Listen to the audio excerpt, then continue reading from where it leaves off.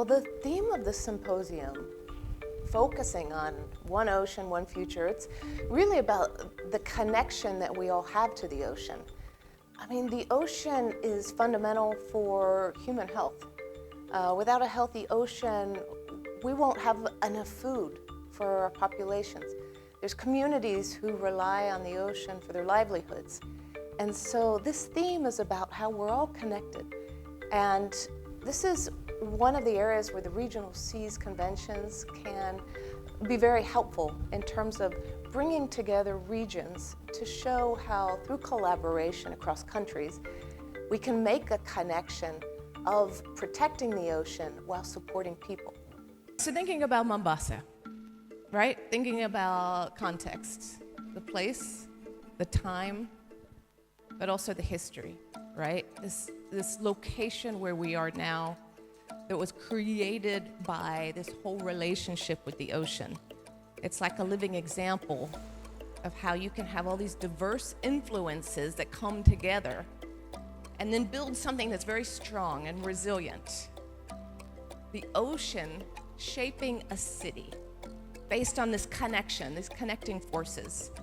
And today it's that same spirit of connection that has to guide your thinking this week and globally how we respond. Because the challenges that we face, whether that's biodiversity loss, climate change, pollution, whether that's about conflicts, they're all deeply interconnected. That we've learned, and that's something scientists understand. Here at this year's symposium, the theme is One Ocean, One Future. And it really does reflect a connectivity and those linkages. The Swahili proverb also outlines this idea. Bahari itatufikisha popote. The ocean leads us anywhere.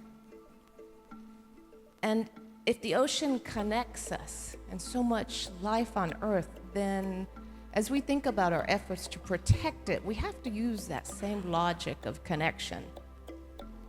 We have to connect the things that have too long been siloed, whether that is science and policy, whether that's land and sea, the climate and biodiversity actions that are too often separated, or whether we're talking about regional efforts and global commitments. All of these things are connected. So let's start thinking about this just from the regional level.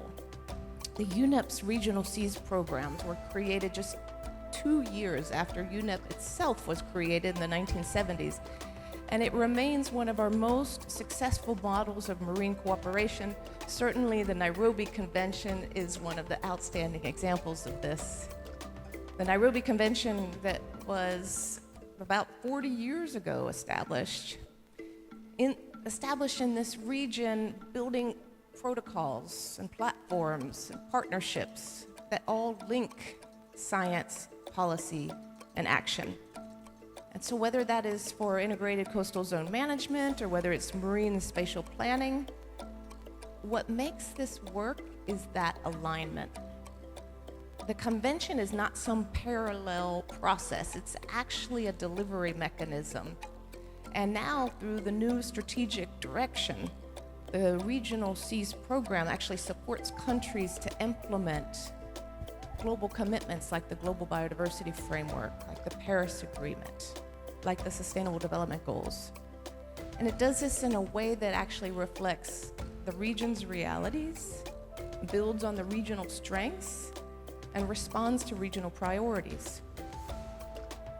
This is what connection looks like.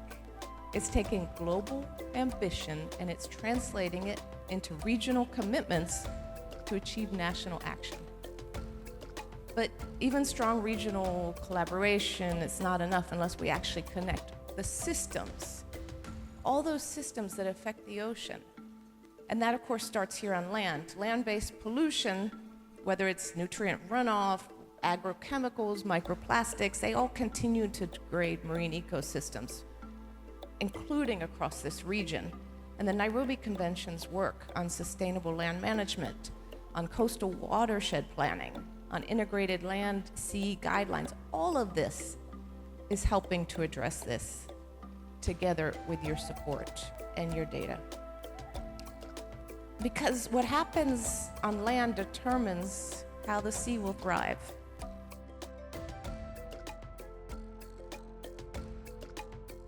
Supporting nature is essential for being able to achieve any of our global goals, whether that is combating climate change, whether that's reducing the loss of biodiversity, or eliminating pollution.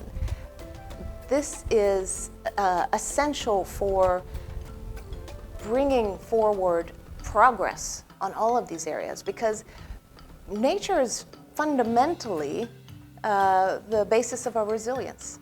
With the healthy ecosystems, we have clean water, we have clean air, we have food security, and we actually can see reduced conflict and insecurity.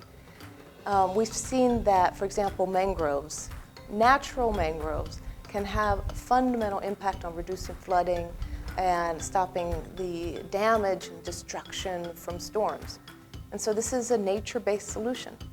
And one of the things that's really important is that we need to be better at providing an understanding of the value of those services that these ecosystems provide. So when we're talking to any of the ministries across the government, that we can describe in terms that they understand how nature is important for people, whether that's for a strong economy or whether that's for providing food for a population or preparing the next generation with jobs. Nature is essential for all of those goals.